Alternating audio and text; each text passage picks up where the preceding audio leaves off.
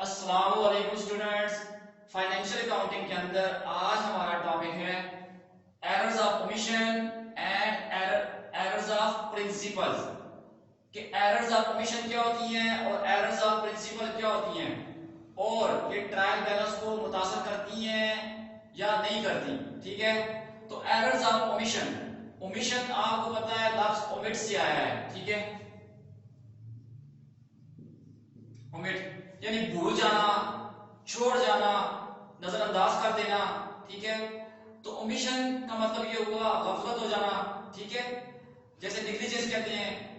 तो errors of omission का मतलब ये होता है कि ऐसी गलतियां जो जब हम बुक कीपिंग कर रहे थे, यानी जब हम जर्नल के अंदर रिकॉर्डिंग कर रहे थे, उस वक्त कोई ट्रांजैक्शन हमसे टोटली क्या हुआ, हमारी गफलत की वजह से या लापरवाही की वजह से, नेग्लिजेंस की वजह से हमसे रिकॉर्ड होना रह गई है। क्या हमारे क्लर्क से, जो क्लर्क जर्नल मेंटेन कर रहा था, जर्नल बना रहा था, वो टोटली भूल गया है एक ट्रांजैक्शन को रिकॉर्ड करना।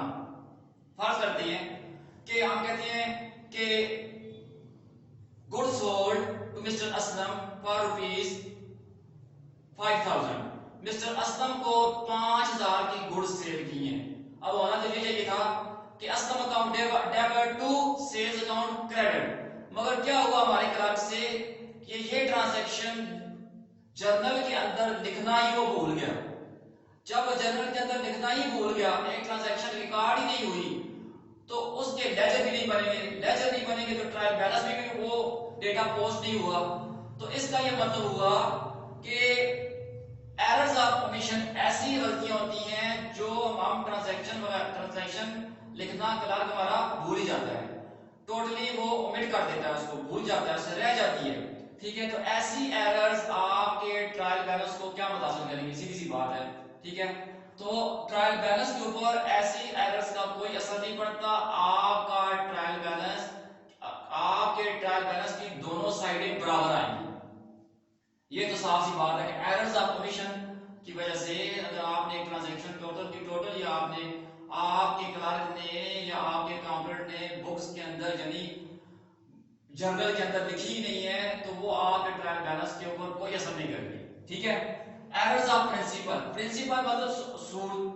तो एरर्स ऑफ प्रिंसिपल, हमें अकाउंटिंग के सूल ही ना पता हो हमारे क्लर्क को, ठीक है, तो उसकी वजह से कोई एरर हो जाए। मिसाल के तौर पे कैपिटल एक्सपेंडिचर को वो रेवेन्यू एक्सपेंडिचर लिख दे। कैसे? मिसाल के तौर पर कहते हैं building repair charges ₹1000। Building repair की है, रिपेयर करवाई है, तो उसका 1000 रुपया रिपेयरिंग का खर्चा आया है।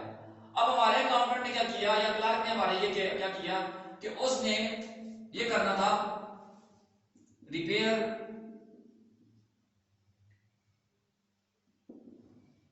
एक्सपेंस कर लें 1000 टू कैश। ये उसने गलती से क्या किया, यहां पे बिल्डिंग को डेबिट कर दिया, ये कर दिया उसने। करना ये था कि रिपेयर एक्सपेंस को डेबिट करता, उसने क्या किया, बिल्डिंग को डेबिट कर दिया। अब हमारे पास बिल्डिंग अकाउंट, हमारे पास कैपिटल एक्सपेंडिचर है, ये हमारे पास कैपिटल एक्सपेंडिचर है, बड़ा खर्चा है, बिल्डिंगें रोज रोज नहीं खरीदी जाती। इधर ये रिपेयरिंग एक्सपेंस हमारे पास जो है वो रेवेन्यू एक्सपेंडिचर है। हर साल हो सकता है कि बिल्डिंग रिपेयर करवा के आ रही हो, उसको वाइट वॉश करवाया जा रहा हो। ठीक है, बहरहाल तो उसने क्या किया कि एरर ऑफ प्रिंसिपल की, यानी उसूल की गलती की कि एक कैपिटल एक्सपेंडिचर, एक रेवेन्यू एक्सपेंडिचर को उसने कैपिटल एक्सपेंडिचर बना दिया। अब हुआ क्या है, ये अमाउंट, अब रिपेयर, ये वाली अमाउंट 1000 रिपेयर एक्सपेंस अकाउंट में तो जाएगी नहीं, ये चली गई है बिल्डिंग अकाउंट में।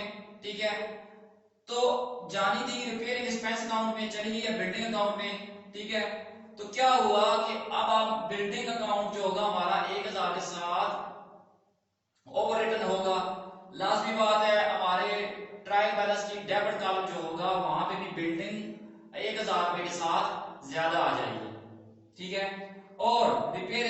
लिखा ही नहीं, ठीक है। इसका क्या मतलब हुआ कि आपका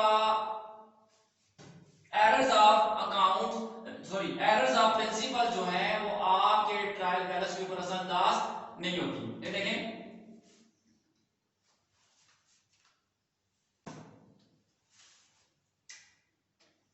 ये हमारे पास ट्रायल बैलेंस है, ठीक है।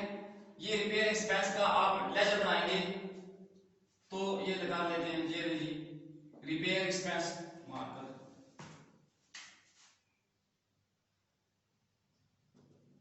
अगर ये करते हैं तो यहां पे आता 1000, बैलेंस यहां पे आता,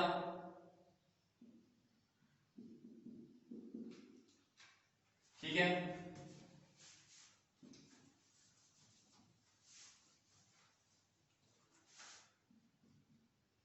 तो बैलेंस यहां पे आता, यहां पे लिखते जी, हम क्या लिखते, रिपेयर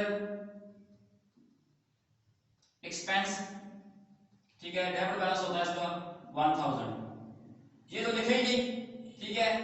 उसी जगह बिल्डिंग अकाउंट बना लें, बिल्डिंग अकाउंट डेबिट हो गया 1000 ज्यादा, ये कर लें बैलेंस, ये टोटल अमाउंट ये ले, ठीक है। बिल्डिंग अकाउंट आपने यहां पे लिख दिया 1000 के साथ, ठीक है। अब ये देखें कि 1000 रुपया ये लिखना था, ये लिख दिया, तो ये लिखा ही नहीं ना रिपेयर वाला, तो ट्रायल बैलेंस की इस साइड पे कोई फर्क नहीं पड़ा। अमाउंट जो है वो लिखने की बजाय ये लिख दी है, ठीक है। अमाउंट सेम है, सॉरी अमाउंट सेम है, अकाउंट जो है वो चेंज है, ठीक है। तो बैलेंस के ऊपर तो कोई फर्क नहीं पड़ेगा। लिहाजा एरर्स ऑफ प्रिंसिपल्स ऐसी एरर्स होती हैं कि जिसमें हम जो अकाउंटेंसी के जो अकाउंटिंग के प्रिंसिपल्स हैं उसकी हमारा क्लर्क या हम गलती कर जाते हैं, मगर ट्रायल बैलेंस के ऊपर इन एरर्स का कोई असर नहीं पड़ता, ठीक है। ट्रायल बैलेंस के ऊपर ऐसी एरर्स का, एरर्स ऑफ प्रिंसिपल का कोई असर नहीं पड़ता, आपका ट्रायल बैलेंस डिसएग्री नहीं करता।